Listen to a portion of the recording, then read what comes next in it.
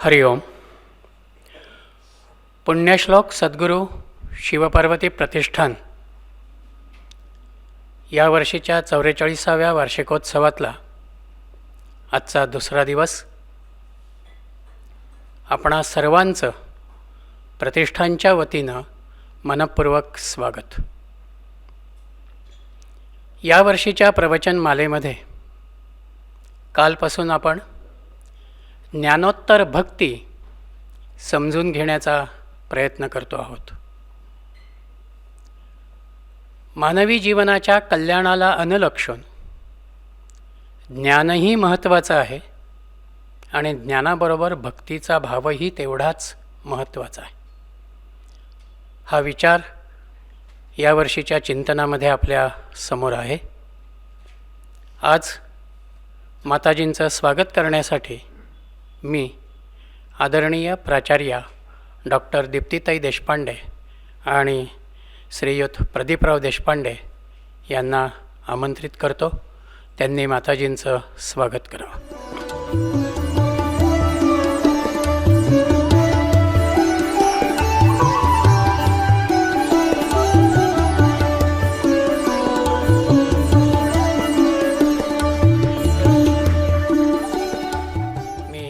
माताजींना प्रार्थना करतो. आपण सत्संगाला प्रारंभ करावा. हरिओम. ओम सहनाववतु सहनौ भुनक्तु सह वीर्यं करवावहै तेजस्विनावधीतमस्तु मा विद्विषावहै. ओम शांति शांति शांतिः. सदाशिवसमारम्भां शङ्कराचार्यमध्यमाम् अस्मदाचार्यपर्यन्तां वन्दे गुरुपरम्परां. श्रुतिस्मृतिपुराणानाम् आलयं करुणालयं नमामि भगवत्पादं शङ्करं लोकशङ्करं. शङ्करं शङ्कराचार्यं केशवं बादरायणं सूत्रभाष्यकृतौ वन्दे भगवन्तौ पुनः पुनः. ईश्वरो गुरुरात्मेति मूर्तिभेदविभागिने व्योमवद्व्याप्तदेहाय दक्षिणामूर्तये नमः. काल आपण पाहत होतो ज्ञानोत्तर भक्ती. याचा अर्थच ज्ञानाच्या नंतर अनुभवायला येणारी एक अतिशय दिव्य असणाऱ्या आनंदाची, अद्वैताची आणि स्वस्वरूपाची पारमार्थिक स्थिती. याचं कारण काल आपण प्रारंभ करतानाच पाहिलं. शास्त्रामध्ये ज्ञान, भक्ती, कर्म, ध्यान असे अनेक शब्द जरी वापरलेले असतील तरी सुद्धा ज्ञान आणि भक्ती याचा मतितार्थ, गूढार्थ आणि भावार्थ जर असेल तर या दोन्हीही साधनांची परिसमाप्ती एकाच साध्यामध्ये होते. याचं कारण ज्यावेळी ज्ञान हा शब्द वापरला जातो त्यावेळी ज्ञान म्हणजे केवळ शाब्दिक असणारं कोरडं ज्ञान नव्हे. बहिरंगाचं असणारं भौतिक विश्वाचं ज्ञान हे कदाचित शाब्दिक ज्ञान असेल, परंतु अध्यात्म मार्गामध्ये ज्यावेळी आपण सर्वजण हे शास्त्र श्रवण करतो, काहीतरी समजावून घेण्याचा प्रयत्न करतो, संतांचा उपदेश श्रवण करतो, त्यावेळी ज्ञान म्हणजेच हे असणारे शब्द केवळ साधन आहेत. पण जसजसे मी हे शब्द श्रवण करेल तसतसं त्या सर्व शब्दांचा साक्षात अनुभव आपल्या अंतरंगामध्ये यायला लागतो. आणि त्यालाच म्हटलं जातं, भगवान शब्द वापरतात ज्ञानम विज्ञान सहितम. काल आपण शेवट केला. भगवान यालाच गीतेमध्ये शब्द वापरतात राजविद्या राजगुह्यम पवित्रम इदम उत्तमम. की ही अतिशय गुह्य असणारी सर्व विद्यांचीही राजा म्हणजे श्रेष्ठ स्थानी असणारी अध्यात्म विद्या, आणि याच विद्येचं फळ म्हणजेच निरतिशय आनंदाची प्राप्ती. आणि त्याचप्रमाणे भक्तिशास्त्र समजावून देताना सुद्धा श्रीमद भागवतामध्ये नवविधा भक्ती सांगतात. श्रवणम कीर्तनम आत्मनिवेदनम पर्यंत असणारी, आणि या भक्तीचाही शेवट आणि साध्य जर असेल, फळ जर असेल, तर ते सुद्धा निरतिशय आनंदाची प्राप्ती आहे. आणि ती साध्य भक्ती म्हणजेच ज्ञानोत्तर भक्ती प्राप्त करण्यासाठी याची देही याची डोळा ती दिव्य अनुभूती घेण्यासाठीच शास्त्रकार साधन भक्तीचे अनेक प्रकार सांगतात. नवविधा भक्तीमध्ये पहिली भक्ती सांगितली आहे श्रवणम. भागवतामध्ये सर्वप्रथम या श्रवणाचंच महात्म्य सांगितलं आहे की भक्तानं या भगवंताच्या अनेक ज्या कथा असतील, लीला असतील, भगवंताचं चरित्र असेल, आणि भगवंतानं युगायुगामध्ये घेतलेले जे अनेक अवतार आहेत, भगवान स्वतःच्याच मुखानं या अवताराचं प्रयोजन सांगतात. यदा यदा हि धर्मस्य ग्लानिर्भवति भारत अभ्युत्थानम अधर्मस्य तदात्मानं सृजाम्यहम्. परित्राणाय साधूनां विनाशाय च दुष्कृतां. साधूंचं रक्षण आणि दुर्जनांचं निर्दालन, धर्माचं रक्षण आणि अधर्माचा संहार करण्यासाठीच भगवान युगायुगामध्ये अनेक प्रकारचे अवतार घेतात. आणि हे सर्व अवतार, या अवतारांच्या कथा आणि लीला चरित्र इतकंच नव्हे तर भगवंताचं सगुण सविशेष असणारं स्वरूप आणि निर्गुण निर्विशेष असणारं स्वरूप, या सगळ्यांचं या भक्तानं श्रवण करावं. आपण सर्वच जण अध्यात्मामध्ये पहिली साधना श्रवणच करतो, कारण श्रुती सुद्धा सांगते ज्ञान मार्गामध्ये आत्मा वारे श्रोतव्यः. आणि म्हणून आपण सगळे वर्षानुवर्ष श्रवण करतो, पण श्रवणाचे सुद्धा अनेक प्रकार आहेत. आणि हे प्रकार असल्यामुळंच पुष्कळ ऐकूनही आपल्याला वर्षानुवर्ष अनुभूती येत नाही. म्हणून थोडक्यात आपण पाहू. पहिलं श्रवण जर असेल, मराठीमध्ये आपण सहज एक वाक्य बोलतो. आपण पुष्कळशा गोष्टी अध्यात्मात नव्हे, व्यवहारामध्ये सुद्धा या कानानं, समजलं तुम्हाला, ह्या कानानं ऐकतो आणि दुसऱ्या कानानं, म्हणून समोरासमोर ती छिद्र आहेत, ऐकतो आणि तितक्या सहजतेनं सोडूनही देतो. हा श्रवणाचा पहिला प्रकार आहे.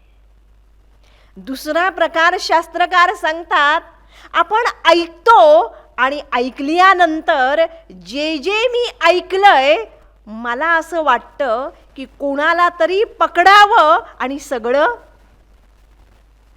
सांगावं. मग व्यावहारिक गोष्ट जरी असेल किंवा आध्यात्मिक जरी असेल, मी ऐकतोय आणि जे मी ऐकलं ते सतत दुसऱ्यांना सांगण्याचा प्रयत्न करतोय. हा श्रवणाचा दुसरा प्रकार आहे. आणि तिसरा प्रकार शास्त्रकार सांगतात, काही साधक, काही भक्त, काही ज्ञानी असणारे विवेकी पुरुष ऐकतात आणि ऐकल्यानंतर त्याच्यावर सांगितल्याप्रमाणे श्रोतव्यः मंतव्यः निदिध्यासितव्यः असा नियम आहे. जे जे मी ऐकतोय ते कुठं जावं? माझ्या हृदयामध्ये जावं आणि त्याच्यावर मी प्रथम चिंतन करावं. म्हणून तरी समर्थ सुद्धा फार सुंदर शब्द वापरतात, अभ्यासोनी प्रकटावे. मी ऐकल्यानंतर विचार न करता केवळ ऐकलंय म्हणून सांगणं हा एक भाग. पण जो विवेकी आणि ज्ञानी भक्त असेल तो हे सगळं ऐकेल, त्यावर चिंतन करेल, स्वतः त्या शब्दांचा अनुभव घेईल आणि मगच तो जे बोलेल ते शब्द नसतील, तो त्याचा साक्षात अनुभव असेल. म्हणून ज्ञानदेव शब्द वापरतात, ये हृदयीचे ते हृदयी खातले. ज्ञानदेव असं सांगत नाहीत, मी तुम्हाला ज्ञान सांगतो, प्रवचन सांगतो, काहीतरी माहिती वजा ज्ञान देतो, असं ज्ञानदेव म्हणत नाहीयेत श्रोत्यांना. ज्ञानदेव सांगतात, बाबा रे, ये हृदयीचे ते हृदयी खातले. जे मी या हृदयामध्ये मी स्वतः अनुभवलं, हे ज्ञान आणि भक्ती तोच अनुभव, रोकडा अनुभव. अध्यात्मात आणखीन एक शब्द वापरतात, असा हा अपरोक्ष असणारा प्रत्यक्ष अनुभव श्रोत्यांना या शब्दांच्या माध्यमामधून दिला जातो. आणि असे हे अधिकार वाणीमधून आलेले जे शब्द आहेत ते आपल्या सगळ्यांच्या मनावर असा काही परिणाम करतात आणि तेच श्रवण फलद्रूप होऊन या सर्व शब्दांची अनुभूती येते. म्हणून सगळ्यात शेवटचं असणारं श्रवण हे श्रेष्ठ आहे, कारण त्याच्यामध्ये दुसरी कोणतीही इच्छा नाही, तर फक्त अनुभव घेण्याची इच्छा आहे. काहीतरी तळमळ आहे, जिज्ञासा आहे आणि त्याच्यामध्ये व्याकुळता आहे. म्हणून तरी श्रवण करताना दृष्टांत देतात, परीक्षितासारखं श्रवण करावं. परीक्षितानं त्याच्या संपूर्ण जन्मामध्ये, जीवनामध्ये एकदाच भागवत ऐकलं, बरोबर ना? शुकब्रह्मांनी सांगितलं आणि परीक्षितानं श्रवण केलं. एकदाच आणि एकदाच श्रवण करून परीक्षिताचा उद्धार झाला. आणि आपण एकमेकांना प्रश्न विचारतो, तुम्ही किती वेळेला भागवत ऐकलं? आम्हालाही विचारतात लोक, हे तुमचं कितवं भागवत?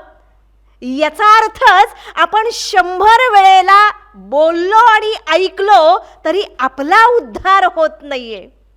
आणि म्हणून शास्त्रकार सांगतात, श्रवण करायचंच असेल तर या परीक्षितासारखं श्रवण. याचं कारण जर असेल, भागवत तुम्हाला माहीत आहे, परीक्षित राजाचं आख्यान माहीत आहे. परीक्षिताला ज्या वेळेस समजलं, आजपासून 7व्या दिवशी माझा मृत्यू आहे, आणि या मृत्यूची ज्या वेळेस परीक्षिताला जाणीव झाली, त्याच वेळेस तो मनानं असह्य झाला, व्याकुळ झाला. प्रायोपवेशन करून गंगेच्या तीरावर बसला आणि साधू संत जो कोण येईल त्याला प्रश्न विचारले. तेवढ्यातच गंगेच्या काठावर त्याच्या भाग्यानं साक्षात शुकब्रह्म ज्ञानमूर्ती असणारे त्याच्यासमोर विराजमान झाले. आणि मग परीक्षित राजा शुकदेवांना प्रश्न विचारतोय की हे ब्रह्मन, ज्याला समजलंय स्वतःचा मृत्यू अल्पावधीत येणार आहे, अशा या जीवानं या शेवटच्या काळामध्ये काय करावं?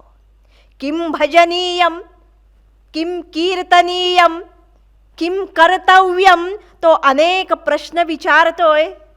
आणि तुम्ही पहा, त्यावेळेस शुकब्रह्म त्याला उत्तर देतात. तेच श्रीमद भागवत संपूर्ण 11-12 स्कंद आहेत, 18,000 श्लोक आहेत. शुकब्रह्म त्याला अनेक आख्यानं सांगतात, अनेक साधना सांगतात, अनेक प्रकारानं वर्णन करतात या ज्ञानाचं, भक्तीचं. पण त्या सगळ्याचं सार जर काही असेल तर शुकब्रह्म सांगतात, बाबा रे, माणसानं जर काही करायचं असेल आयुष्यामध्ये तर ते एकच, या भगवंताचं नामसंकीर्तन करणं, भगवंताची भक्ती करणं. आणि त्यासाठीच आता मी तुला सांगेन ते एकाग्र मनानं श्रवण कर. परीक्षिताला वाटलं शुकब्रह्म आता मला काहीतरी मृत्यूमधून सोडण्याचा उपाय सांगतील, बरोबर ना? कारण आपण भयभीत झालो की आपल्याला वाटतं काहीही असो पण या संकटामधून मी बाहेर पडावं, माझ्या ईश्वरानं, माझ्या गुरूंनी काय वाटेल ते करावं आणि मला यातून बाहेर काढावं. काहीतरी मंत्र तंत्र गंडे तंडे तुम्हाला सगळं माहीत आहे, जे समाजात विश्वात सगळं चालतं, असं काहीतरी करावं. पण तुम्ही पहा, शुकब्रह्म या परीक्षिताला द्वितीय स्कंधापासून उपदेश प्रारंभ करतात आणि त्याला हळूहळू क्रमानं हीच भक्ती आणि हेच श्रेष्ठ ज्ञान सांगत सांगत सांगत त्याला परमोच्च अवस्थेपर्यंत घेऊन जातात. परीक्षित राजा एक एक शब्द काळजीपूर्वक श्रवण करतो. म्हणून इतर वेळेस वर्षभर मुलं, आता तर 2 वर्ष, खालच सर सांगत होते, ऑनलाईन मुलांचा आधी प्रत्यक्ष समोर असतील शिक्षक तरी लक्ष नसतं. वर्षभर आपण क्लास करायचे म्हणून करतो, पण तेच उद्या परीक्षा आहे म्हटल्याबरोबर त्या दिवशीचा क्लास निदान थोडा एकाग्रतेनं, जास्त एकाग्रतेनं ऐकतो. तसंच इथं सुद्धा परीक्षिताला ज्यावेळेस समजलं 7व्या दिवशी मृत्यू आहे, म्हणून आपणही आयुष्यभर अध्यात्म ऐकतो खरं, पण आपल्यालाही माहीत असतं की एवढी काही आपल्याला घाई नाहीये. आज नाही उद्या, थोडंसं रिटायर झाल्यानंतर पाहू, भरपूर वेळ आहे, अनेक गोष्टी करायच्या आहे. त्याच्यामध्ये एक अध्यात्म सुद्धा वेळ मिळेल तसं थोडंफार करायचं आहे. तोपर्यंत मनुष्य ऐकायचं म्हणून ऐकतो, पण ज्या वेळेस माणसाच्या आयुष्यामध्ये संकट येतात, ज्या वेळेस स्वतःचाच मृत्यू समोर त्या परीक्षिताप्रमाणे दिसायला लागतो, त्यावेळेस तुम्ही पहा, त्यावेळी केलेलं श्रवण त्याच्यामध्ये अतिशय एकाग्रता आहे. तिथं कुणी शिकवलंय टेक्निक, मन एकाग्र कसं करावं? कुठलंच टेक्निक नाहीये, कुठलाच क्लास नाहीये, कुठलंही ट्रेनिंग सुद्धा नाहीये, तरी सुद्धा आपोआप मन एकाग्र होतं आणि अशा एकाग्र मनानं केलेलं जे श्रवण त्यालाच खऱ्या अर्थानं श्रवण असं म्हणतात. शास्त्रकार व्याख्या करतात भक्तीची कथादिषु अनुरागः इति भक्ती. भक्तीच्या अनेक व्याख्या आहेत. जे अनन्य भक्त आहेत ते एकाग्र मनानं भगवंताच्या या कथा ऐकतात आणि त्यामध्ये तल्लीन तन्मय होतात. श्रवणानंतर दुसरी भक्ती सांगितली आहे कीर्तनम इति. भगवान सांगतात अर्जुना सततम कीर्तयन्तो माम यतन्तश्च दृढौ व्रताः. आपल्या आयुष्यामध्ये या भक्ताच्या जीवनामध्ये श्रवणानंतर जर काही असेल तर ते म्हणजेच भगवंताचं नामसंकीर्तन होय. भगवंताच्या नामाचं गुणगान आणि स्तवन करणं होय. यासाठी प्रसिद्ध दृष्टांत आहे नारद महर्षींचा दृष्टांत. अखंडपणानं नारद महर्षींना वरदानच मिळालेलं असतं. अखंड जन्मलेल्या क्षणापासून शेवटपर्यंत त्रैलोक्यामध्ये संचार करत असताना नारद महर्षींच्या मुखामध्ये अखंड या भगवंताचं नामसंकीर्तन आहे. आणि या कीर्तनामुळंच पुराणांच्या मध्ये या कलियुगामध्ये कीर्तन हेच सर्वश्रेष्ठ आहे असंही सांगतात. कीर्तनामुळं जर काही होत असेल तर तुमची वाणी आणि मन दोन्हीही आपोआप शुद्ध होतात. भगवंताचं नामसंकीर्तन जर मनुष्य करत असेल तर आपोआपच या वाणीमधून ज्या वाईट गोष्टी आहेत, निषिद्ध असणारे वाईट शब्द आहेत, दुसऱ्याची निंदा नालस्ती असेल, आपोआपच या सर्व गोष्टी कमी होतात आणि त्या मुखावर या भगवंताचं नामसंकीर्तन येतं. तिसरी साधना नवविधा भक्तीमध्ये सांगतात श्रवणम कीर्तनम विष्णोः स्मरणम इति. स्मरण म्हणजेच भगवंताच्या नामाचं स्मरण, भगवंताच्या गुणांचं स्मरण, भगवंताच्या चरित्रांचं स्मरण. त्यामध्येही नामस्मरणाला अतिशय महत्त्व आहे. कारण पहिल्या ज्या दोन साधना आहेत श्रवण आणि कीर्तन, या दोन साधना दुसऱ्या कशावर तरी अवलंबून आहे. पण तुम्ही पहा, स्मरण ही साधना जी आहे त्याच्यासाठी बाह्य कोणत्याही गोष्टीची आवश्यकता नाही. तुम्ही कुठंही कसंही कोणत्याही काळामध्ये या भगवंताचं मनानं स्मरण करू शकता. स्मरण ही सर्वस्वी मनाची क्रिया आहे. यालाच मराठीमध्ये नामस्मरण हा शब्द सांगितला आहे. गोंदवलेकर महाराजांनी आयुष्यभर ही साधना स्वतः केली आणि केवळ त्या नामानंच कसा उद्धार होतो, या नामामध्ये काय सामर्थ्य आहे, आयुष्यभर ती साधना इतकी केली आहे. आणि यालाच भगवान गीतेमध्ये शब्द वापरतात अर्जुना यज्ञानाम जपयज्ञोस्मी. नामस्मरण म्हणजेच जपयज्ञ. ज्या जपामध्ये आपोआपच आपलं हे बहिर्मुख असणार, अतिशय स्वैर आणि भरकटणारं जे मन आहे ते आपोआपच स्थिर, अंतर्मुख आणि ईश्वराभिमुख होतं. सर्व शास्त्र म्हणून जपसाधनेला भगवान तर ही विभूती सांगतात. सर्व प्रकारच्या यज्ञांच्या मध्ये जपयज्ञ म्हणजेच हा नामयज्ञ श्रेष्ठ आहे. शब्दरूपी असणारा हा यज्ञ श्रेष्ठ आहे. यालाच ज्ञानदेव वाग्यज्ञ असा शब्द वापरतात. याचं कारण नामस्मरणानं जर काही होत असेल तर या नामानंच सर्व प्रकारच्या पापांचा ध्वंस होतो. अनेक अभंग आहेत, अनेक श्लोक आहेत. वेदांच्या मध्ये, पुराणांच्या मध्ये हा नाम महिमा अनेक संतांनी गायला आहे.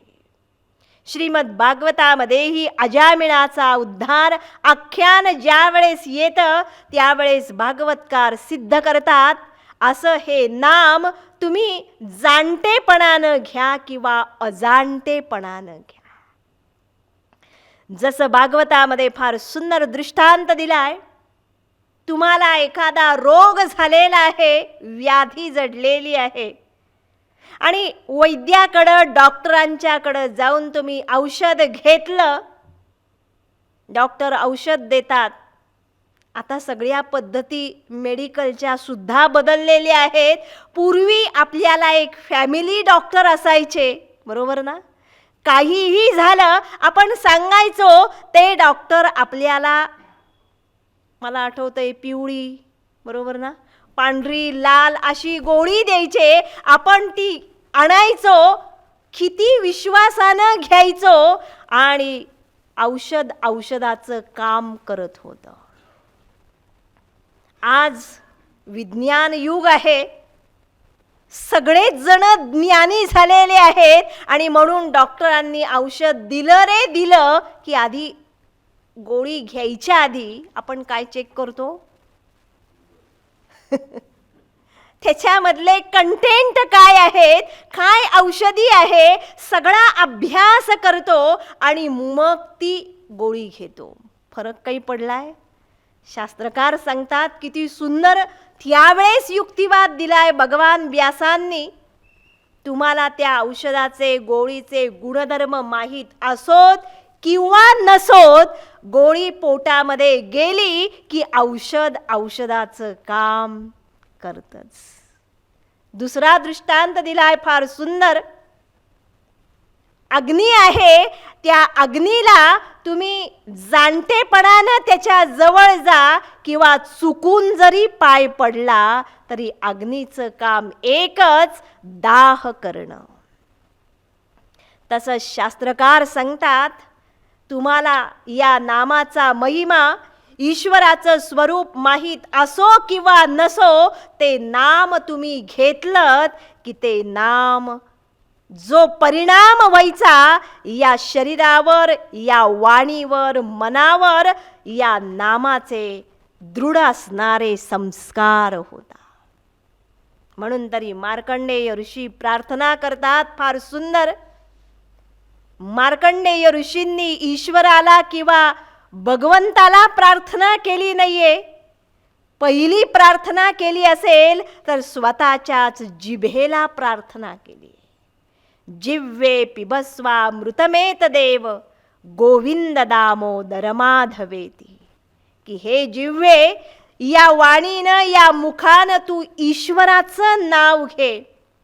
याचं कारण या भगवंताच्या नामामध्येच जन्मानुजन्म संग्रह केलेली जी पाप आहेत, काम क्रोधादी भयंकर जे विकार आहेत, अभिमान आणि ममकार जो आहे, हे नाश करण्याचं सामर्थ्य या केवळ नामामध्ये आहे.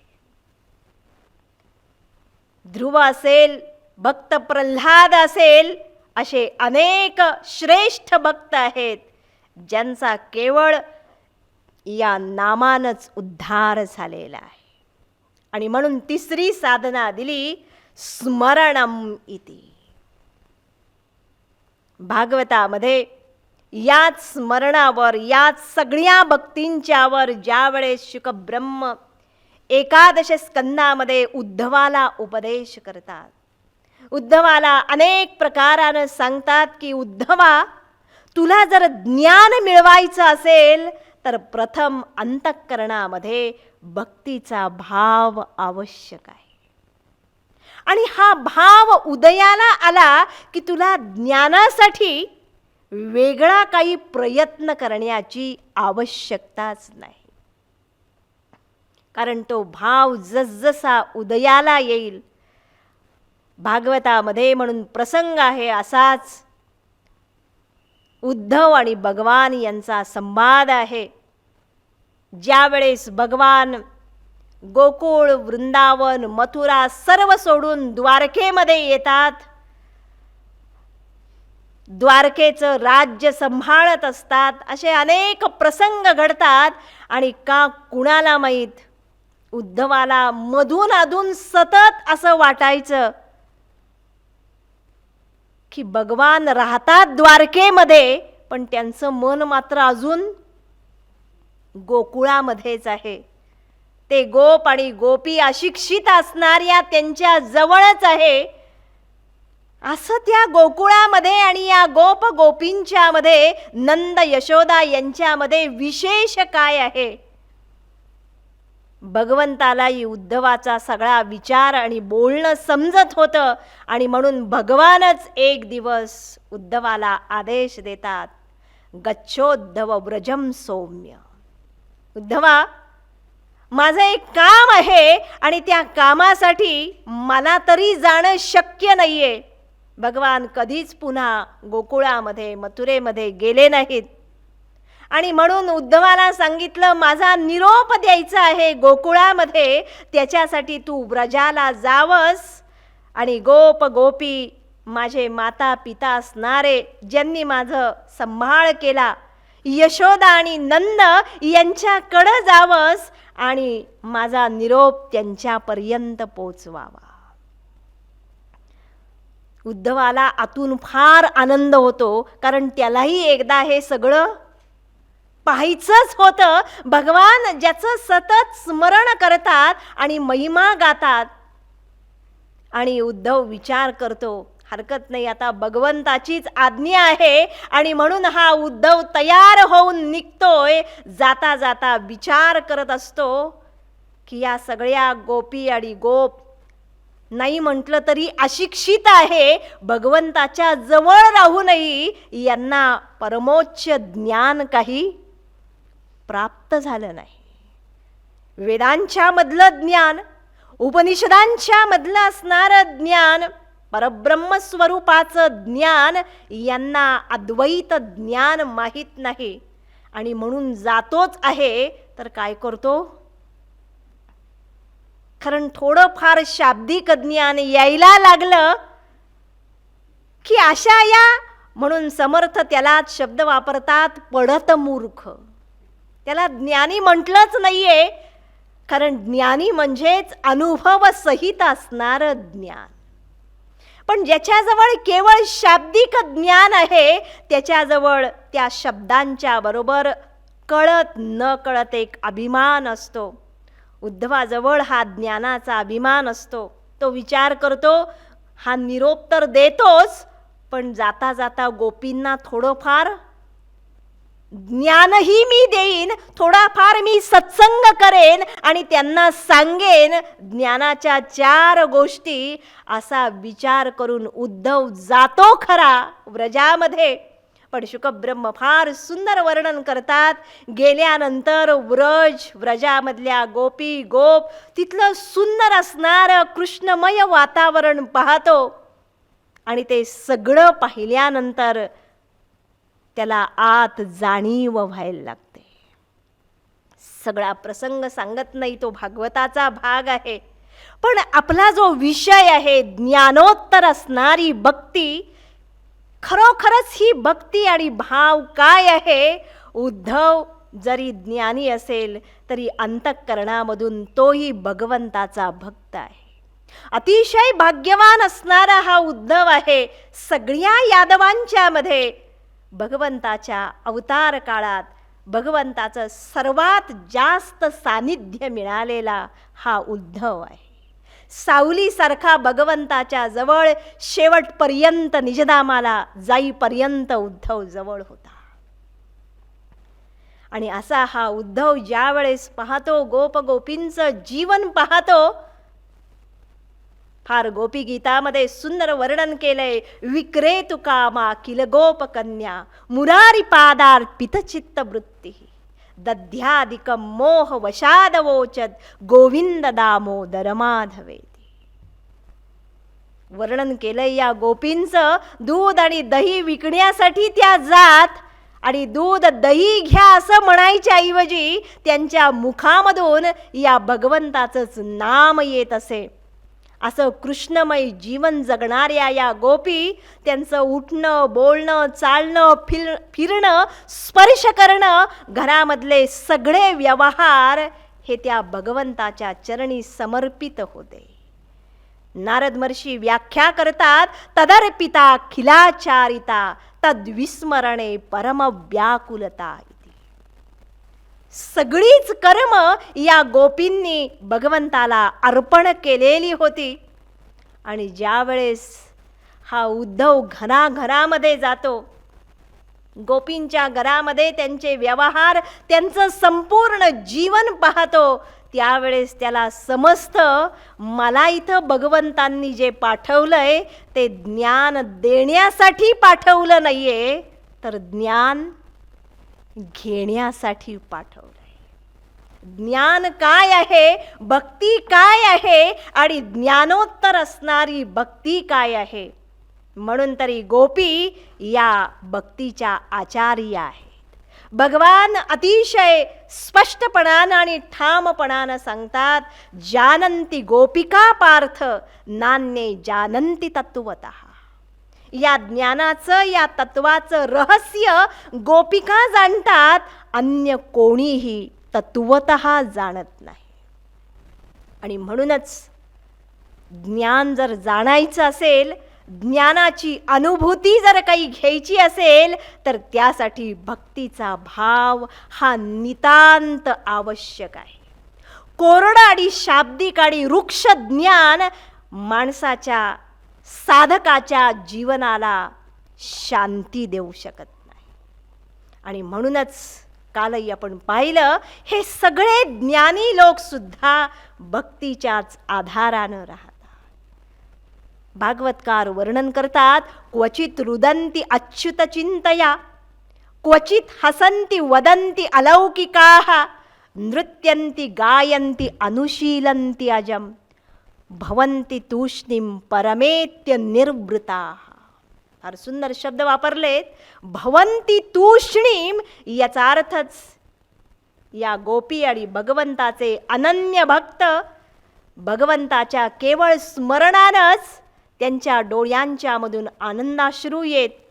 काही वेळेस ते एकमेकांना भेटल्यानंतर एकमेकांशी भगवंताविषयी चर्चा करत, भगवंताच्याच नामसंकीर्तनामध्ये देहभान विसरून, विश्वाचं भान विसरून नृत्य आणि गायन करत, आणि याच भावामध्ये भवन्ति तूष्णीम हा शब्द सगळ्यात महत्त्वाचा.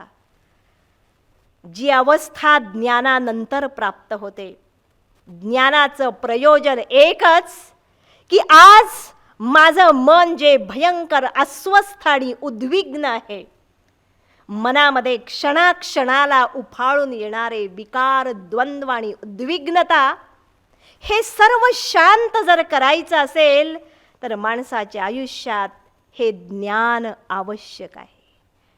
जे शुद्ध ज्ञान ऐकलं आणि श्रवण केलं की माणसाचं मन आपोआप शांत होईल.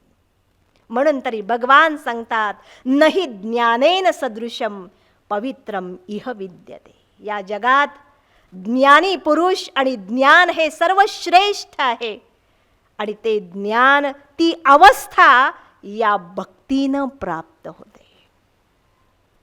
म्हणून तरी श्रवणम, कीर्तनम, स्मरणम, पुढची साधना सांगितली आहे पादसेवनम. भगवंताच्या चरणांची असणारी सेवा, आणि मुद्दाम नवविधा भक्तीमध्ये ही साधना सांगितली आहे. म्हणून तरी आपल्याला आपल्या संस्कृतीमध्ये सुद्धा शिकवलेलं आहे, सकाळी उठलं, आवरलं की आपल्यापेक्षा जे मोठे आहेत त्या गुरुजनांना प्रणाम करणं. पहा आपली संस्कृती. देवाच्या जवळ जाणं, पूजा करणं आणि भगवंताला नमस्कार करणं, आईवडिलांना नमस्कार करणं. आता वाढदिवसाच्या दिवशी सुद्धा आपल्याला आठवण करून द्यायला लागते, अरे जा आणि नमस्कार कर, वाकण्याची सवय कमी झालेली आहे. आणि म्हणून मुद्दाम नवविधा भक्तीमध्ये सांगितलंय पादसेवनम अर्चनम वंदनम दास्यम इति. भगवंताच्या चरणांची सेवा आणि चरणांची सेवा करायची असेल तर आपोआपच माझा अहंकार नतमस्तक झाला पाहिजे. त्याशिवाय आपण चरणांना स्पर्श करू शकत नाही. आणि हाही दुसरा एक नियम आहे, कुणाच्या चरणांना नमस्कार करावा. आता हाही प्रश्न आहे, कुठं नतमस्तक व्हावं. कारण या जगामध्ये अशी श्रेष्ठ असणारी माणसं आणि चरण सुद्धा दुर्मिळ आहेत, ज्यांनी खरोखरच आयुष्यभर आपलं जीवन एक श्रेष्ठ आणि धर्ममय जीवन जगलं आहे.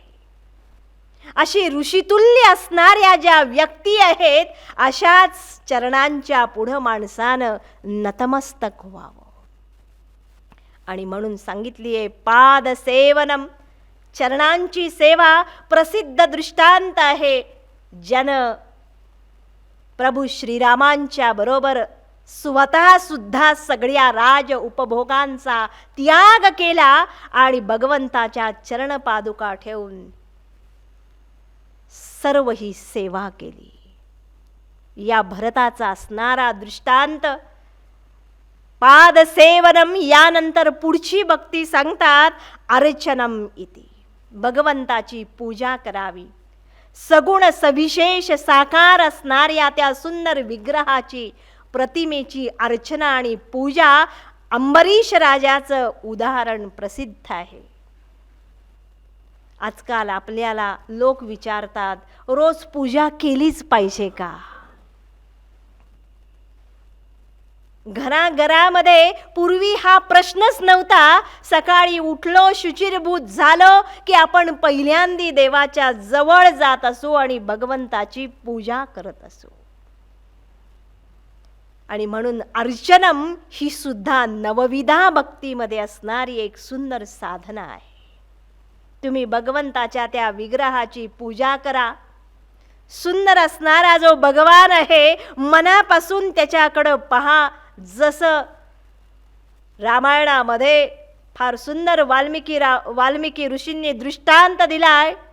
ज्या वेळेस लक्ष्मण निघतो प्रभू श्रीरामांच्या बरोबर, त्यावेळेस लक्ष्मणाची आई त्याला एकच जाताना सांगते, बाबा रे, तू चाललायस रामांच्या बरोबर, तू भगवंताची अशी सेवा कर. आणि दृष्टांत दिलाय, जशी अज्ञानी माणूस स्वतःच्या शरीराची सेवा करतो. स्पष्टीकरण देत नाही. तुम्ही पहा, सकाळी उठल्यापासून अज्ञानी हा देहासक्त असणारा पुरुष म्हणून उठल्याबरोबर आधी आपण आपल्या सगळ्या अंगावरून, म्हणजे आपण जिवंत उठलोय, इतकं मी प्रेम करतोय माझ्या शरीरावर. नखशिखांत नकाला जरी थोडंसं लागलं तरी सुद्धा तुम्ही पहा, आपलं सगळं लक्ष तिथं आहे. स्नान शुचिरभूतता, आरशामध्ये पाहतोय दिवसभर आणि मी कसा चांगला दिसेन. तुम्ही पहा, आपलं सगळं लक्ष या शरीरावर केंद्रीभूत आहे. हा दृष्टांत सुमित्रेनं दिलाय. लक्ष्मणा, जशी अज्ञानी लोक स्वतःच्या शरीराची सेवा करतात, तसंच तू या अरण्यामध्ये, या वनवासामध्ये प्रभू श्रीरामांची सेवा कर. म्हणून बाकी सगळं करणं सोपं आहे. काही वेळेस समोर बसून ज्ञान ऐकणंही सोपं आहे, श्रवण सोपं आहे, कीर्तन सोपं आहे, पण सेवा करणं ही अतिशय अवघड गोष्ट आहे. मातृसेवा असेल, पितृसेवा असेल, तुम्ही पहा, आचार्य सेवा असेल, ईश्वर सेवा असेल, समाज सेवा असेल. आज आपण शब्द अनेक ठिकाणी वापरतोय. हाही शब्द गुळगुळीत झालाय. देशसेवा, राष्ट्रसेवा, आमच्या असणाऱ्या या धर्माची आणि संस्कृतीची असणारी सेवा. सेवा म्हणजे काहीतरी करणं नव्हे तर सेवेसाठी माझं संपूर्ण जीवन द्यावं लागतं. अशी माणसं या समाजामध्ये एक एक श्रेष्ठ जन्माला आलेली आहेत, ज्यांनी या धर्मासाठी, या देशासाठी, या राष्ट्रासाठी आणि आमच्या संस्कृतीची जोपासना व्हावी यासाठी सर्वस्वाचं बलिदान केलेलं आहे. आणि आज कितीही बहिरंगानं आपण म्हणतो सगळं बिघडत चाललंय, पण सगळं बिघडत असतानाच अशी काही चांगली माणसं, समाजाला आधारस्तंभ असणारी माणसं या समाजामध्ये आहेत. आणि म्हणूनच सेवामय, म्हणून सेवेलाच म्हटलं जातं सेवा हे एक व्रत आहे. म्हणून या ठिकाणी शब्द वापरलाय पादसेवनम, अर्चनम. पुढची सेवा सांगितली आहे वंदनम. आता सांगितलं भगवंताला नमस्कार करणं. याला दृष्टांत दिलाय शास्त्रामध्ये अक्रूराप्रमाणे असणारं वंदन. आणि वंदन जर करायचं असेल, आपण त्यालाच मराठीमध्ये म्हणतो साष्टांग नमस्कार. म्हणून आपल्या संस्कृतीमध्ये कधीही हाय आणि बाय, बरोबर ना, एका हातानं आपण कधीही नमस्कार करत नाही. तर वंदन याचा अर्थच मी दोन्हीही हात जवळ आणतो. याचा अर्थच तुझ्यामध्ये जो ईश्वर आहे, जे तत्व आहे तेच माझ्यामध्ये आहे. आणि तुझ्या शरीराला नमस्कार नसून तुझ्या आत असणाऱ्या या तत्वाला, ईश्वराच्या सत्तेला नमस्कार आहे. आणि त्याचप्रमाणे जो भगवंताचा अनन्य भक्त आहे, तो भगवंताच्या चरणांच्यावर वंदन करतो. वंदन ही केवळ क्रिया नाहीये. 10 वेळेला केवळ साष्टांग आपण घालत राहिलो, जसे सूर्यनमस्कार घालतो, त्यालाही वंदन म्हणत नाहीये. तर वंदन हा सुद्धा मनामध्ये असणारा एक भाव आहे.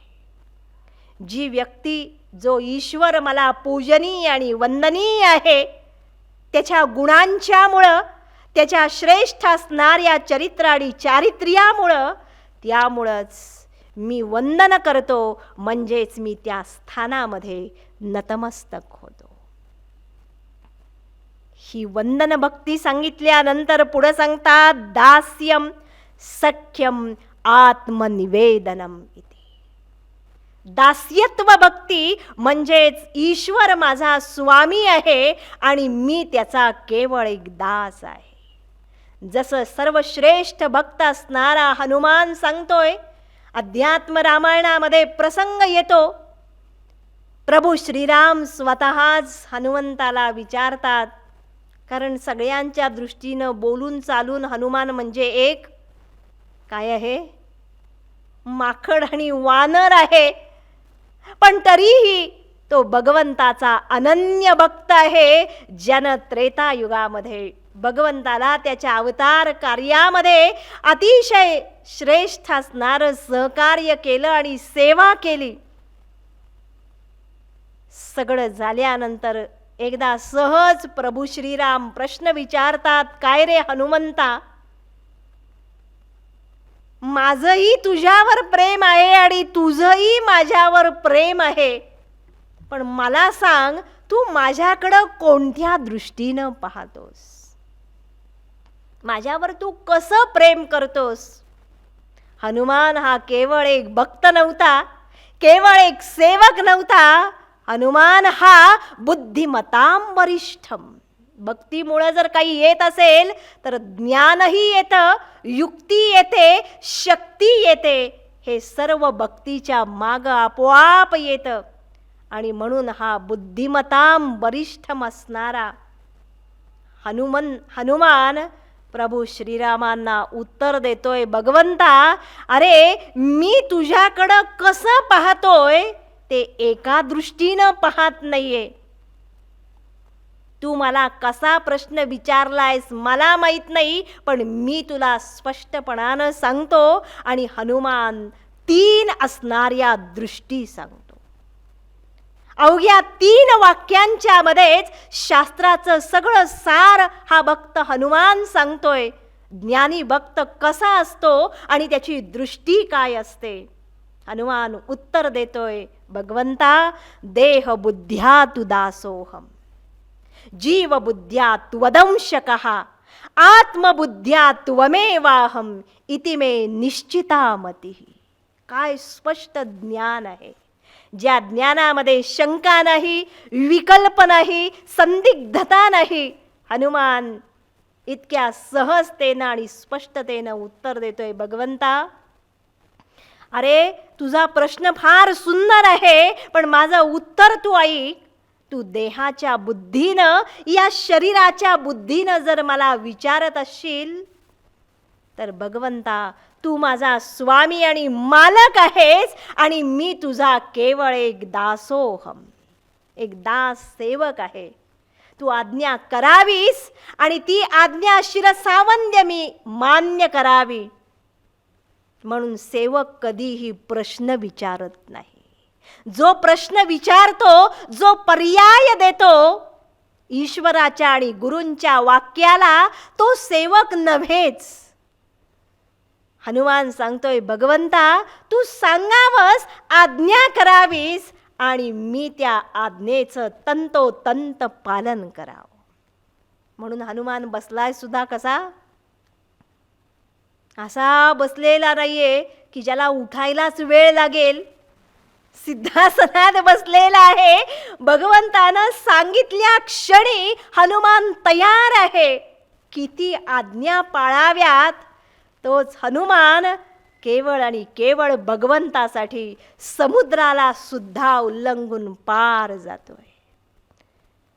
सीता मातेला दूत म्हणून, रामाचा दूत म्हणून जातोय. अशा अनेक आज्ञा हनुमंतानं पाळलेल्या आहेत.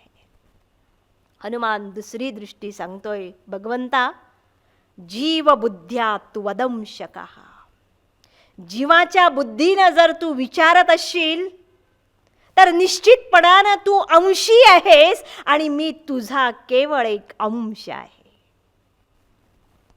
तू समुद्र असशील तर मी तुझ्या मानानं त्या समुद्राच्या पाण्याचा एक थेंब आहे. तू सर्वज्ञ, सर्वशक्तिमान, सर्वव्यापी आहेस. मी मात्र अल्पज्ञ, अल्पशक्तिमान, अल्पव्यापी आहे. तू नियामक आहेस आणि मी नियम्य आहेस. भगवंता जीवबुद्धीनं, निश्चितपणानं तू महान आणि तुझ्या दृष्टीनं मी अतिशय निकृष्ट आणि लहान आहे. ही नम्रता त्याच्यामध्ये आहे. पण त्याच्या पुढं जाऊन हनुमान सांगतोय, भगवंता अजून माझं उत्तर संपलेलं नाहीये. शेवटचं तुला सांगतो, आत्मबुद्ध्या त्वम एव अहम. स्वस्वरूपाच्या आणि तत्वाच्या दृष्टीनं जर तू विचारत असशील तर निश्चितपणानं तू आणि मी आपण दोन नसून आपण दोघंही एकरूप आहोत. आपल्यामध्ये लेश मात्र सुद्धा भेद नाही. आणि म्हणूनच या ठिकाणी सांगतात, हा जो ज्ञानी भक्त आहे, येते लक्षात, हनुमान असेल, उद्धव असेल, जे जे आपण दृष्टांत या पुराणांच्या मध्ये पाहतोय, या सगळ्यांनी ज्ञानोत्तर भक्ती म्हणजेच भक्ती करत असतानाच त्यांना ज्ञानाची आणि एकत्वाची दृष्टी आहे. आणि म्हणून दास्यम, ही दास्य भक्ती जर केली तर आपोआपच या भक्ताचा सगळा अभिमान नतमस्तक होतो. या दास्यत्वामधूनच पुढची असणारी भक्ती म्हणजे सख्यम. भगवंताशी सख्य म्हणजेच मैत्री करणं. व्यवहारामध्ये आपण अनेक लोकांशी मैत्री करतो, बरोबर ना? आपण त्याला म्हणतो मित्र परिवार. आप्त मित्र असे अनेक सखे आणि सोयरे आहेत. आपल्याला अनेक मित्र आणि मैत्रिणी आहेत. तुम्ही पहा, आयुष्यभर लहानपणापासून कितीतरी माणसं आपल्या आयुष्यामध्ये आली, काही काळ आपल्या बरोबर राहिली, काळाच्या ओघात ती माणसं निघूनही जातात.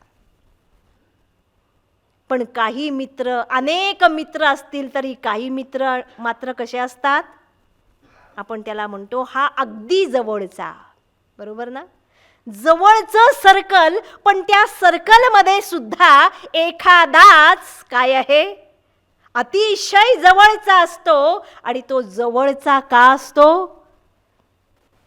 फार सुंदर त्याची मीमांसा केली आहे शास्त्रामध्ये, की ज्याच्याजवळ आपण मनामधलं सगळं बोलू शकतो.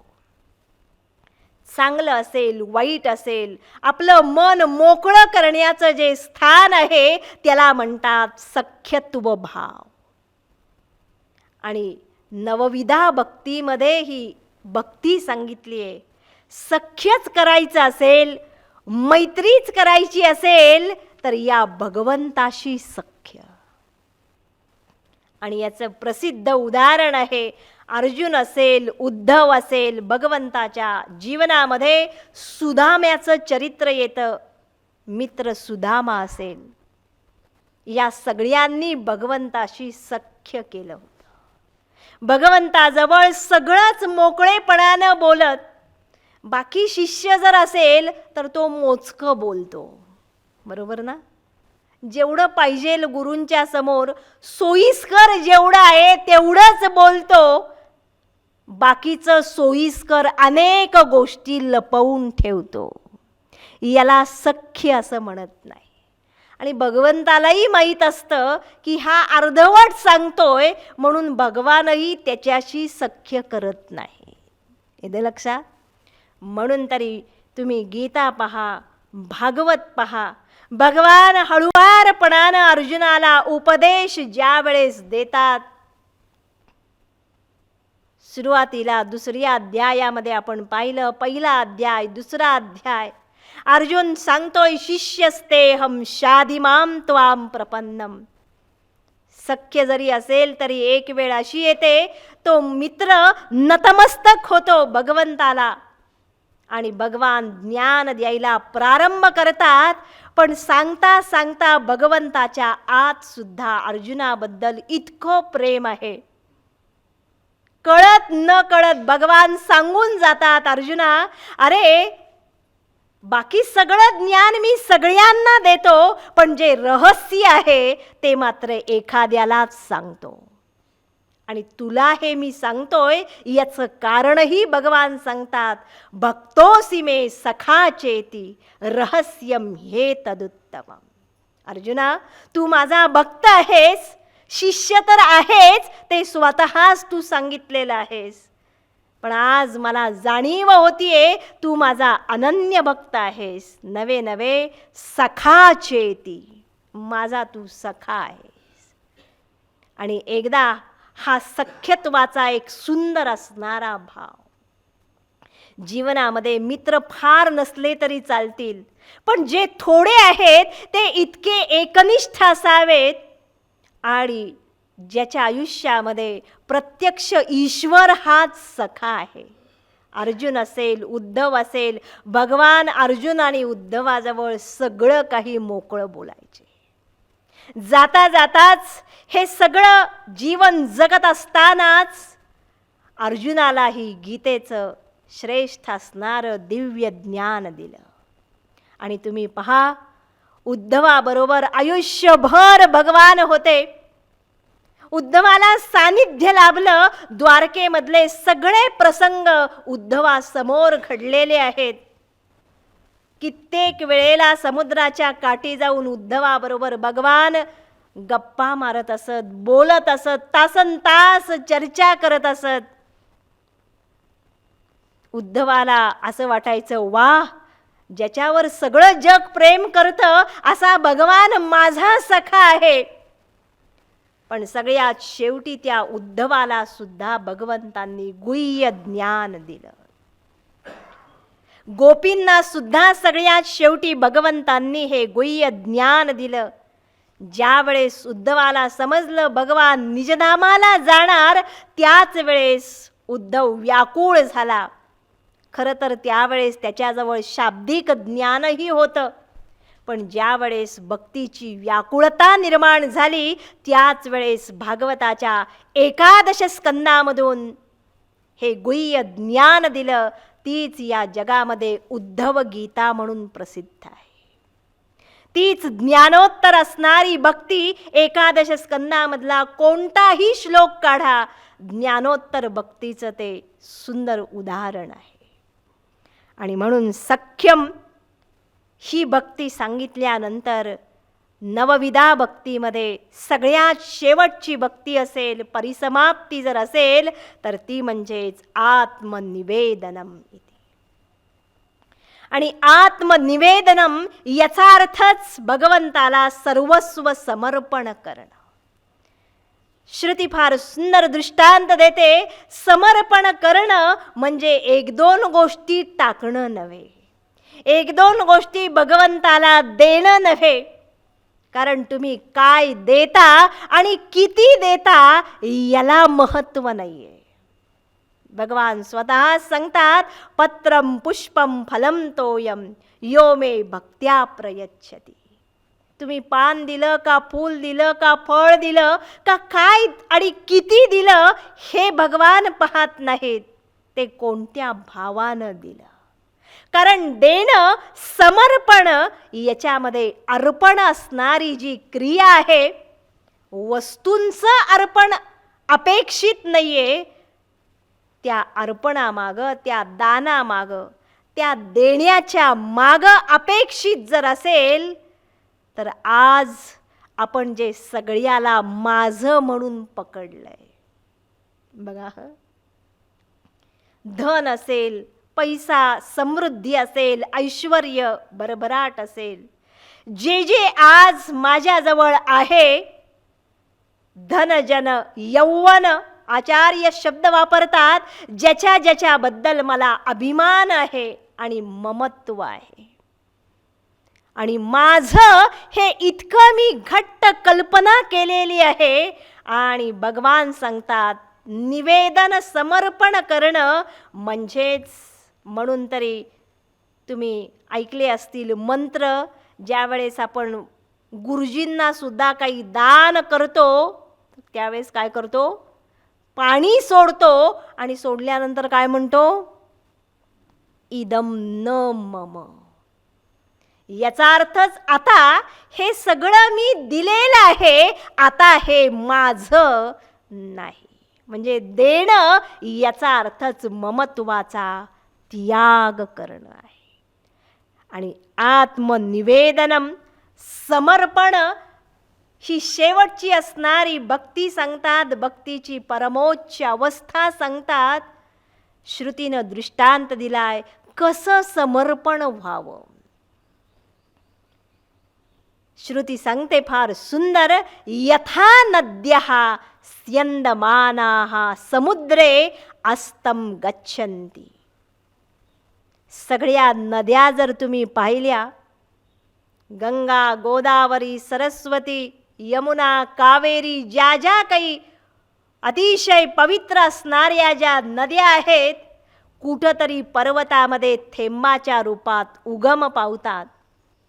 अनेक प्रवाह या नद्यांना येऊन मिळतात आणि प्रचंड मोठा स्रोत प्रवाह निर्माण होतो. ती नदी अथकपणानं, अखंडपणानं प्रवाहित होते.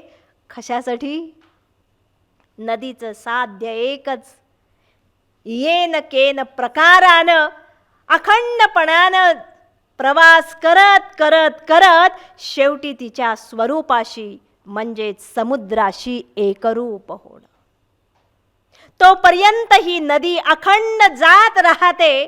मार्गामध्ये कितीही संकट आली, अडथळे, आघात जरी झाले, त्याला ओलांडून ती पुढं जाते, न थांबता, न थकता. आणि ज्यावेळेस समुद्र समोर तिला दिसतो त्यावेळेस तुम्ही पहा, तिचं पात्र इतकं विशाल होतं आणि एका क्षणार्धामध्ये ती नदी त्या समुद्राशी एकरूप होते. श्रुती शब्द वापरते, नाम रूपे विहाय. गंगा असेल, गोदावरी असेल, ती नदी ज्यावेळेस समुद्रामध्ये जाते आणि एकदा ती अस्तंगत झाली की पुन्हा कधीही ती बाहेर असं म्हणत नाही की मी कोण आहे, गंगा आहे. समुद्रामधला हा भाग म्हणजे मी आहे असं स्वतःचं वेगळं असणारं अस्तित्व नदी ठेवत नाही. याचा अर्थच स्वतःचा अभिमान, अहंकार आणि ममकार सर्वस्व ती अर्पण करते. तसंच हा ज्ञानी भक्त जो आहे तो त्या परमोच्च अवस्थेमध्ये स्वतःचं वेगळं असणारं जे अस्तित्व आहे, स्वतःचा अभिमान आणि आयुष्यभर ज्याला माझं माझं मी म्हणतोय, हे सर्वच त्या भावामध्ये आपोआप समर्पण होतं. आणि तो ज्ञानी भक्त इतकं सुंदर जीवन जगतो. सामान्य अज्ञानी माणूस जोपर्यंत माझं म्हणतो तोपर्यंत आपल्याला प्रॉब्लेम आणि समस्या आहेत. तुम्ही पहा, जोपर्यंत माझ्याजवळ अभिमान आहे, प्रतिष्ठा आहे, मान सन्मानाची अपेक्षा आहे, तोपर्यंत आपण सतत अस्वस्थ आहोत. पण या भूमीमध्ये एकापेक्षा एक श्रेष्ठ असणारे संत आणि महान विभूती आपल्या डोळ्यासमोर या सगळ्यांची चरित्र आहेत. तुम्ही पहा, संत ज्ञानदेवांचं चरित्र असेल, संत एकनाथांचं चरित्र असेल, नामदेवांचं चरित्र असेल, सर्व आचार्य परंपरा असेल, हे सर्व संत असं काही जीवन जगले की नंतर त्यांचं संपूर्ण जीवन विठ्ठलमय झालं होतं. भगवान म्हणून तरी गीतेमध्ये आदेश देतात अर्जुनाला, अर्जुना, तुला जर ज्ञानाचा अनुभव पाहिजे असेल, या भक्तीची अनुभूती घ्यायची असेल तर एकच कर, यत करोषि यदश्नासी यज्जुहोषि ददासी यत तपस्यसि कौंतेय तत्कुरुष्व मदर्पणम. अर्जुना, जे जे काही तू करशील ते सर्व तू मला अर्पण कर. भक्ताचा भाव जर काही असेल, हा ज्ञानी असणारा भक्तच म्हणू शकेल जीवन जगत असताना. कारण ज्ञान जरी झालं आणि भक्तीचा भाव जरी उदयाला आला तरी असे ज्ञानी भक्त सुद्धा याच विश्वामध्ये राहतात. आपल्यासारखंच बहिरंगानं जीवन जगतात. आपल्यासारखी संकट आणि प्रसंग त्यांच्याही जीवनामध्ये आहेत. नवे नवे ते सुद्धा अखंडपणानं कर्मामध्ये प्रवृत्त झालेले दिसतात. भगवान शास्त्रकार या भक्तांचं जीवन आणि भाव सांगतात. तो भक्तच म्हणतो, यत कृतं यत करिष्यामि तत्सर्वं न मया कृतं त्वया कृतं तु फलभुक् त्वमेव मधुसूदन. भगवंता, जे जे काही मी भूतकाळात केलेलं असेल, यत कृतं यत करिष्यामि, कदाचित भविष्यकाळामध्ये मला जर संधी मिळाली तर जे जे काही मी चांगलं करेन, सत्कर्म जे जे काही करेल, तुझी सेवा करेल, हे सर्व करणारा आणि करवून घेणारा भगवंता मी नाही तर तू स्वतःच आहेस. हे सगळं तूच केलेलं आहेस. आपोआप त्याचा भाव असतो, हे मी करत नाही, हे कोणीतरी माझ्याकडून करवून घेत आहे. एक या विश्वामध्ये अज्ञात असणारी दिव्य शक्ती आहे. कदाचित ती शक्ती माझ्या डोळ्यांना या विषयांच्या प्रमाण, मर्त्य माणसांच्या प्रमाण कदाचित दिसणार नाही. तुम्ही पहा, पण मला सतत त्या शक्तीची जाणीव होत राहील की अरे, जे जे काही मी आज करतोय, जे जे काही मी बोलतोय, जे जे काही मी जीवन जगतोय आणि कर्म करतोय, हे करून घेणारं कोणीतरी माझ्याबरोबर सतत आहे. म्हणून ईश्वर हा माझ्यापासून दूर नाहीये, कुठंतरी वर स्वर्गात बसलेला नाहीये.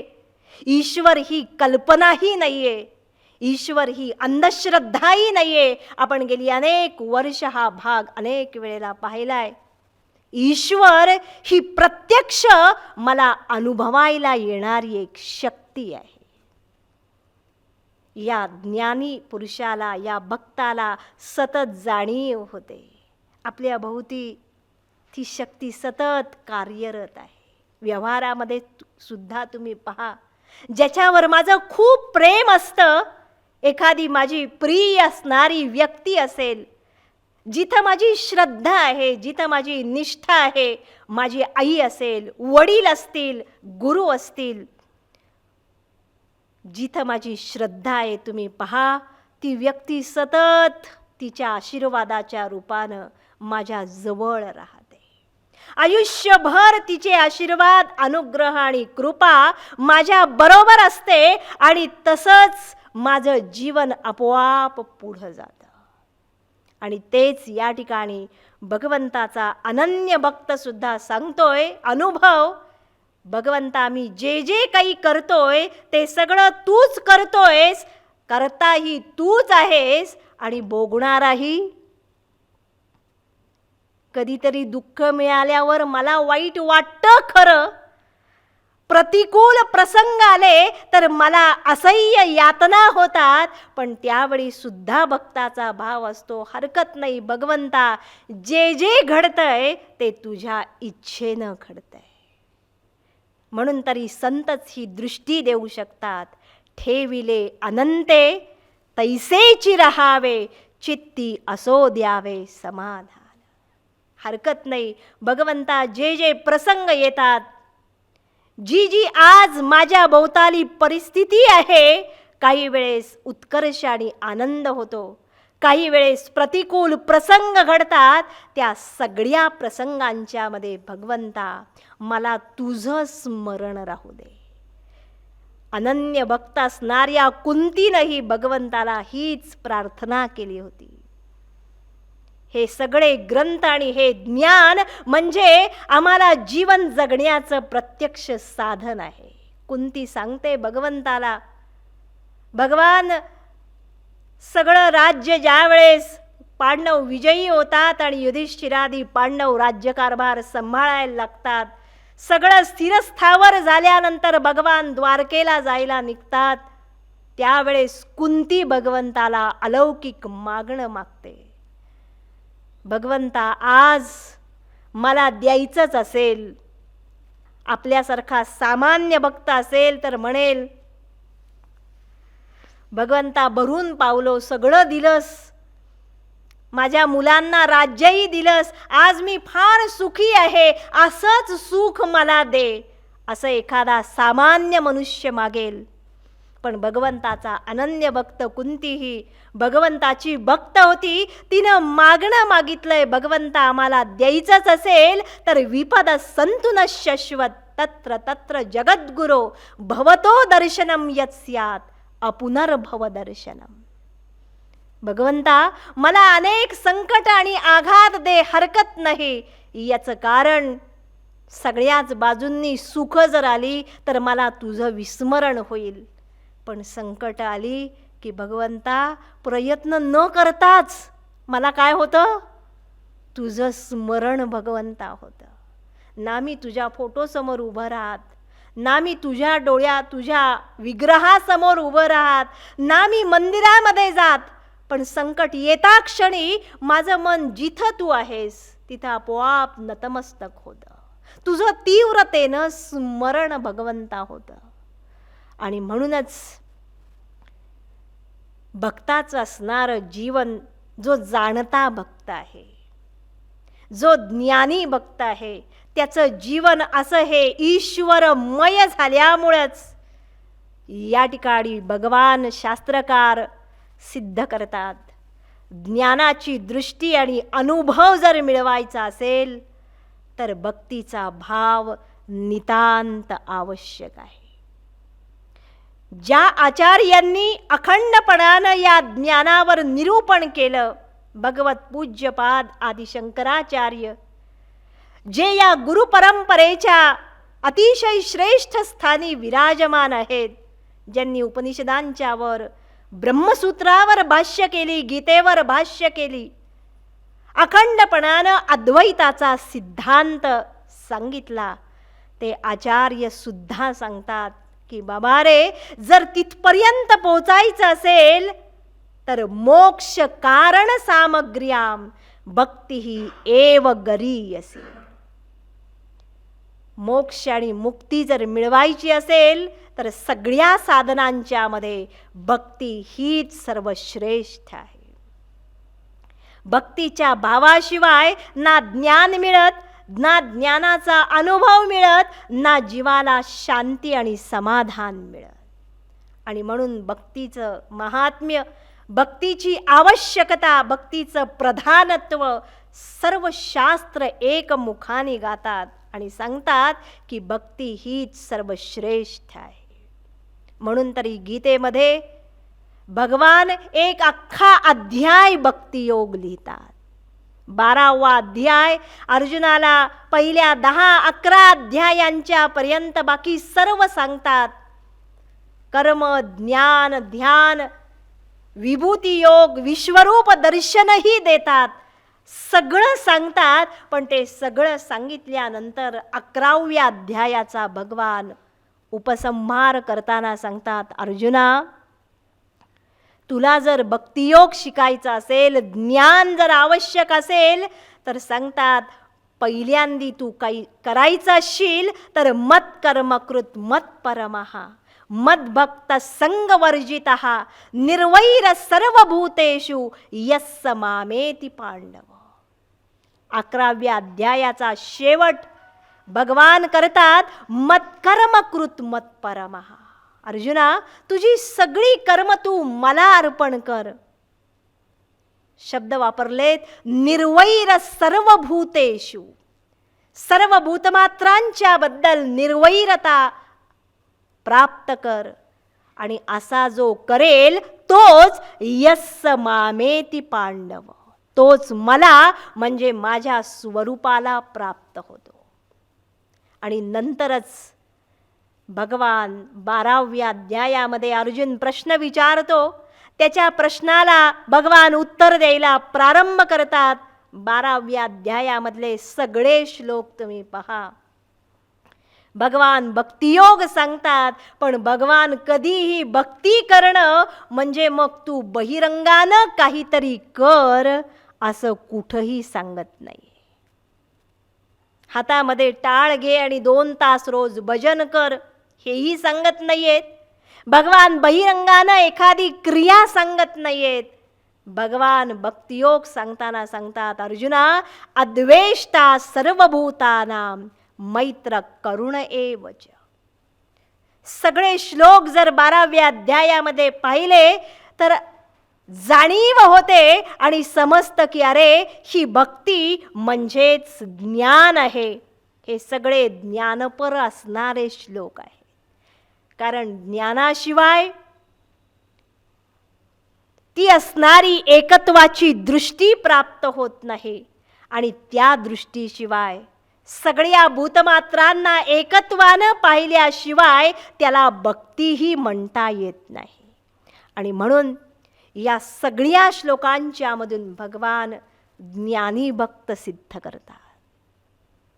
श्रवणम कीर्तनम विष्णोः स्मरणम पादसेवनम अर्चनम वंदनम दास्यम सख्यम आत्मनिवेदनम. साधन भक्तीच क्रमानं साध्य भक्तीपर्यंत घेऊन जाते. आणि ते सांगत असतानाच भगवान पुन्हा एकदा आणखीन स्पष्ट व्हावं, सर्वसामान्य माणसाला भक्ती काय आणि ज्ञान काय हे समजावं म्हणून गीतेमध्ये आणखीन एक फार सुंदर भाग सांगतात. आणि अर्जुनाला भक्तांचे 4 प्रकार सांगतात. कारण नवविधा भक्ती जरी ऐकली तरी आपल्यालाच आत समजतं की बापरे, यातलं आपण सातत्यानं काहीच करत नाहीये. आपण स्वतःला भक्त म्हणतोय खरं, पण श्रवण कीर्तन स्मरण पादसेवनम काही प्रसंगानं आपण भक्त आहोत, परंतु आपल्या सगळ्यांचं जे जीवन आहे सर्वसामान्य मनुष्य जे जीवन जगतोय त्याचं वर्णन करताना भगवान पुन्हा एकदा गीतेमध्येच भक्तांचे 4 प्रकार सांगतात. भगवान म्हणतात, चतुर्विधा भजन्ते माम जनाः सुकृतिनोऽर्जुन आर्तो जिज्ञासुरर्थार्थी ज्ञानी च भरतर्षभ. संस्कृत सोडून द्या, फार सुंदर 3 पहिल्यांदी भक्त सांगितलेत आणि त्या तिन्हींपेक्षा वेगळा 4था ज्ञानी भक्त सांगितलाय. पहिले 3 सांगितलेत आर्त, दुसरा आहे जिज्ञासू भक्त, तिसरा आहे अर्थार्थी भक्त आणि 4था आहे ज्ञानी भक्त. आणि याची मीमांसा आचार्य सुद्धा फार सुंदर करतात. शब्दांच्या मध्येच याचे अर्थ स्पष्ट आहेत. भगवान सांगतात, अर्जुना, अरे या जगामध्ये अनेक लोक माझं भजन पूजन करतात, अनेक लोक माझी पूजा उपासना नामस्मरणही करतात, भक्ती करतात. सगळ्यांना असं वाटतं की आम्ही काय आहोत, भगवंताचे भक्त आहोत. पण मी ज्या वेळेस या सगळ्यांच्याकडं पाहतो त्यावेळेस मला यांचे 4 प्रकार दिसतात. त्यातला पहिला भक्त आहे अर्जुना आर्त भक्त. शब्दामध्येच अर्थ स्पष्ट आहे. आर्त म्हणजेच दुःख. संस्कृतमध्ये आरती म्हणजे दुःख होणं होय, आणि आर्त म्हणजेच दुःखानं व्याकुळ आर्त झालेला जो भक्त आहे. आणि असा भक्त अर्जुना तुला सांगतो, तो आहे माझाच भक्त, पण तो माझी भक्ती केव्हा करतो? जोपर्यंत सगळं सुरळीत चाललेलं आहे तोपर्यंत याला अजिबात माझी आठवण येत नाही. म्हणजे तुमच्या भाषेत डे टू डे लाईफमध्ये जोपर्यंत सगळं व्यवस्थित चाललेलं आहे, 8-12-8 अर्थ तुम्हाला माहीत आहे, सगळं व्यवस्थित स्थिरस्थावर आहे. आणि हा भक्त सुद्धा इतका छान जीवन जगत असतो. एकमेकांना भेटतो, सांगतो, अरे सध्या काही प्रॉब्लेम नाही, सध्या सगळं कसं चाललंय, चांगलं चाललेलं आहे. आता कोविडचाही इतका काही प्रॉब्लेम राहिलेला नाहीये, सगळं व्यवस्थित चाललेलं आहे. भगवान सांगतात, अर्जुना, अरे त्याला माझं स्मरणच होत नाही. आणि हा भक्ताला केव्हा आठवण येते? आर्त म्हणजे ज्यावेळी याच्या आयुष्यात अचानक संकट एखादं येतं. का कुणाला माहीत, कालपर्यंत हा छान होता, सकाळी उठल्यावर एखादा फोन येतो, काहीतरी प्रसंग निमित्त मात्र घडतो, आणि याच्यावर ज्यावेळेस असा आघात होतो त्यावेळेस हा एकदम धावत धावत माझ्या समोर येतो. आणि त्यावेळेस हा भगवंताला काय प्रार्थना करतो? भगवान सांगतात, अर्जुना, माझ्या समोर येतो, इतका दुःखार्त आणि इतका व्याकुळ होतो, रडतो, आक्रोश करतो आणि म्हणतो, भगवंता, आता तू काय वाटेल ते कर, पण मला याच्यामधून सोडव. मी काहीही करेन, तू सांगशील ते करेन भगवंता. तुला एक सत्यनारायण करेल, पाहिजे तर आणखीन काय काय तुम्ही प्रतिज्ञा करता. मराठी त्याला आपण म्हणतो नवस, नवसच ना, नवसही बोलतो, सगळं बोलतो. भगवंता, हे सगळं मी करेन, पण या संकटामधून मात्र मला सोडव. भगवानही बिचारे पाहतात, हसतात. भगवान बोळे आहेत, त्याच्या भक्तीला एवढे बोलतात आणि भगवान तथास्तु असं म्हणतात. आणि हा हळुवारपणानं, कारण नियमाप्रमाणे प्रसंग येतो तसा आपोआप निघूनही जातो. आणि तो प्रसंग ओसरला, दुःखाचा प्रभाव कमी झाला की हा आर्त भक्त सुद्धा मला त्याचं पुन्हा रुटीन आयुष्य चालू झालं की पुन्हा हा विसरतो. आणि पुन्हा केव्हा याला स्मरण होतं? पुन्हा पुढचं संकट आलं रे आलं, आणि नियती पाहतच असते आता हा बेटा भगवंताला पूर्ण विसरलाय, ना जप करत, ना पूजा करत, ना प्रार्थना करत. ती नियती पुन्हा एकदा असे काही प्रसंग आणते, हा पुन्हा आर्त होतो. आपल्या जीवनामध्ये आध्यात्मिक, आदिभौतिक आणि आदिदैविक असे त्रिविध ताप आहे. समर्थ म्हणून शब्द वापरतात, त्रिविध तापे पोळला. इतकं असह्य जीवन होतं. आध्यात्मिक ताप याचा अर्थच माझ्याच शरीरामधून उद्भवणाऱ्या अनेक भयंकर व्याधी आणि असणारे रोग असतील, महामारीसारखे भयंकर रोग असतील. दुसरा ताप आहे आदिभौतिक ताप, म्हणजेच आपल्या सभोवतालची असणारी जी माणसं आहे, सगळा जो समाज असेल, नातेवाईक असतील, आप्त असतील, ज्यांच्यावर मी विश्वास टाकतो तीच माणसं माझा विश्वासघात करतात. त्यांच्यापासून निर्माण होणारी जी संकट आहेत त्याला म्हणतात आदिभौतिकता. आणि तिसरा आहे आदिदैविक ताप, म्हणजेच नैसर्गिक असणारे उत्पात. अतिवृष्टी असेल, अनावृष्टी, भूकंप वगैरे. आणि माणसाच्या आयुष्यामध्ये या तीन तापांच्या पैकी सतत कोणत्या ना कोणत्या तरी दुःखानं मी व्याकुळ होतो. आणि याच त्रिविध तापांच्या मध्ये होरपळलेला हा भक्त भगवंताची अनन्य भावानं प्रार्थना करतो. भगवान सांगतात, हा माझा पहिला भक्त आहे, आर्त भक्त. दुसरा भक्त आहे आर्तो जिज्ञासु. जिज्ञासू म्हणजेच ज्याला काहीतरी जाणून घ्यायचं आहे, ज्याला काहीतरी समजावून घ्यायची जिज्ञासा आहे, ईश्वर काय आहे, कुठं आहे, तो दुसरा जिज्ञासू भक्त आहे. आणि तिसरा आहे अर्थार्थी भक्त. अर्थ, अर्थी म्हणजेच हा भगवंताची भक्ती करतोय, पण तो ईश्वरासाठी नव्हे, तर ईश्वराला सांगतो, भगवंता मला धन, धान्य, पुत्र, पौत्र, ऐश्वर्य अभिवृद्ध्यर्थम. आपण संकल्प सोडतो बघा, काहीतरी पूजा घालतो, गुरुजी येतात, संकल्प आपण सोडतो की हे सगळं मला पाहिजे याच्यासाठी.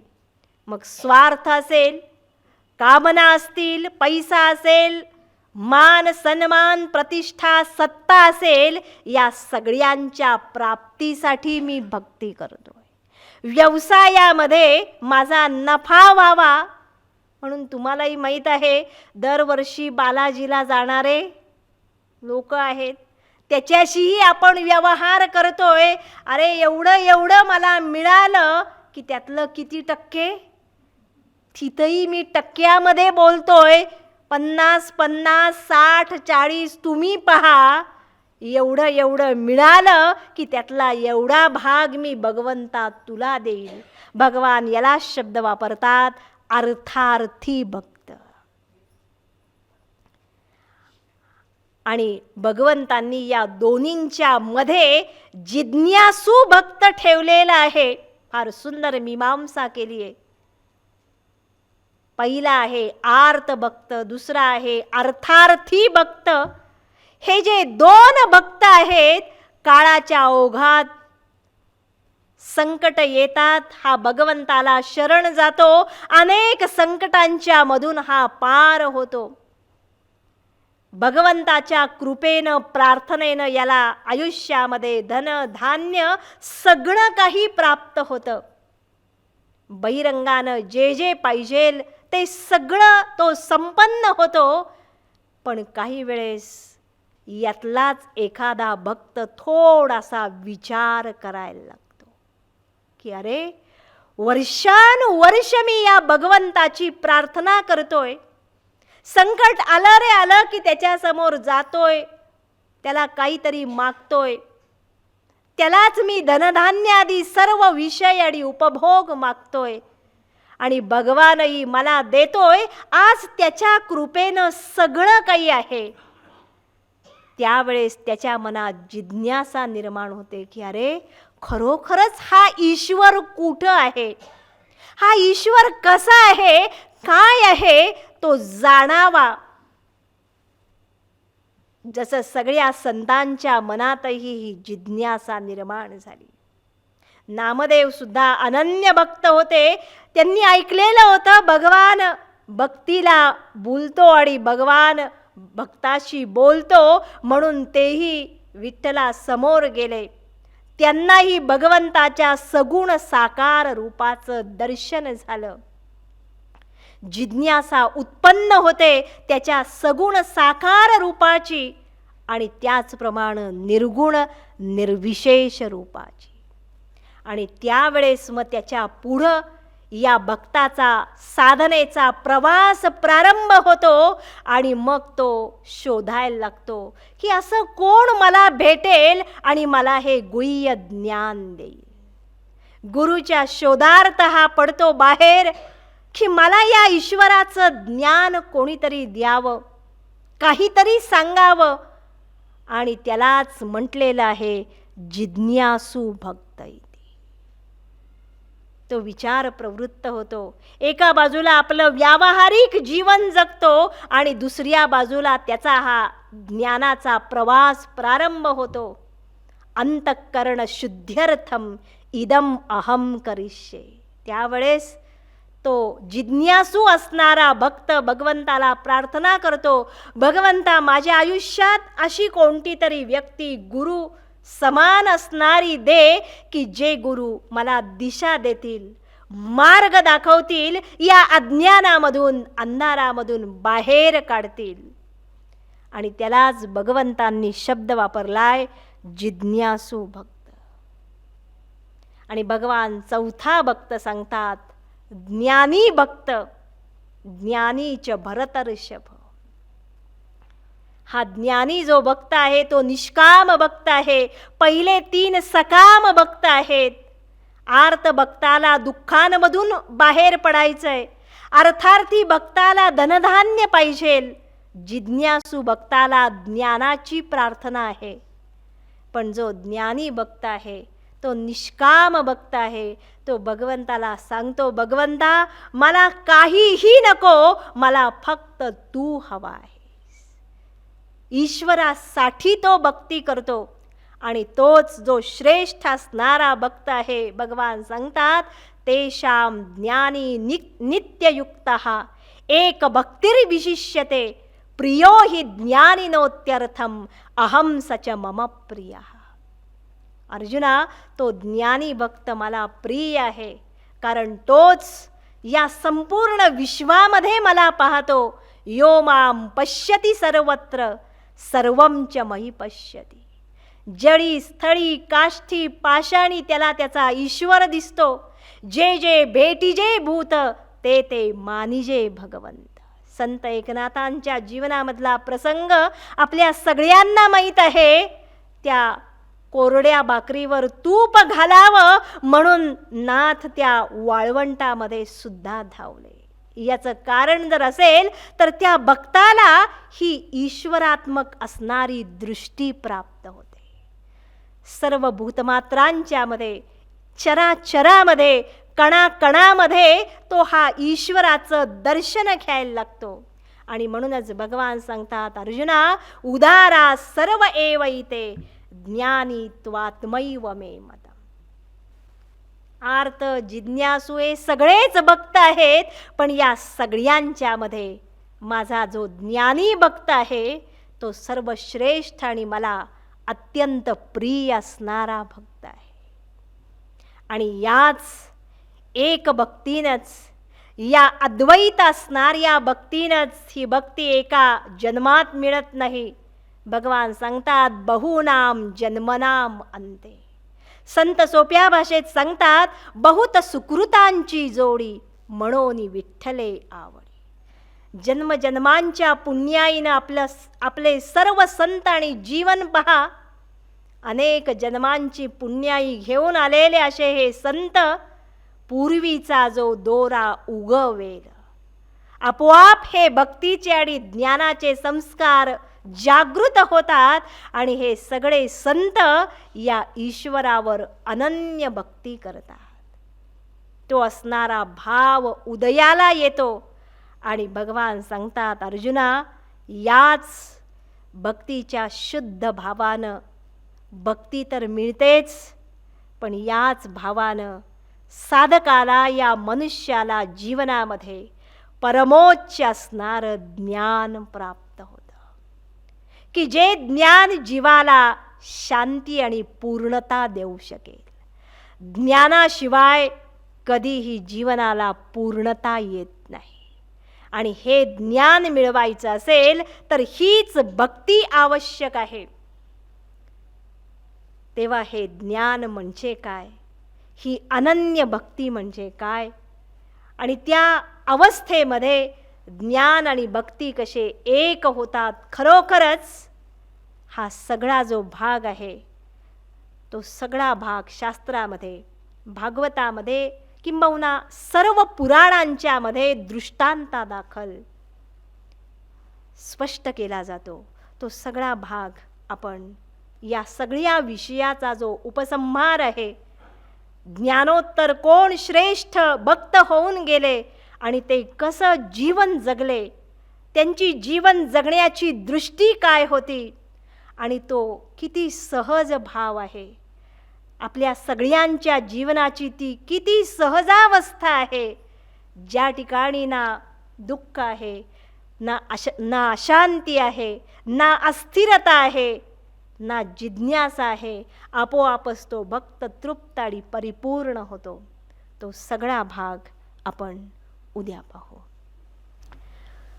ओम सहनाववतु सहनौ भुनक्तु सह वीर्यं करवावहै तेजस्विनावधीतमस्तु मा विद्विषावहै. ओम शांती शांती शांती. आजचा प्रवचन याच ठिकाणी संपन्न झालेला आहे असं मी जाहीर करतो. उद्याला आपण या विषयाचा एक परमोच्च बिंदू ज्याला म्हणता येईल तो आपण श्रवण करणार आहोत. हरिओम.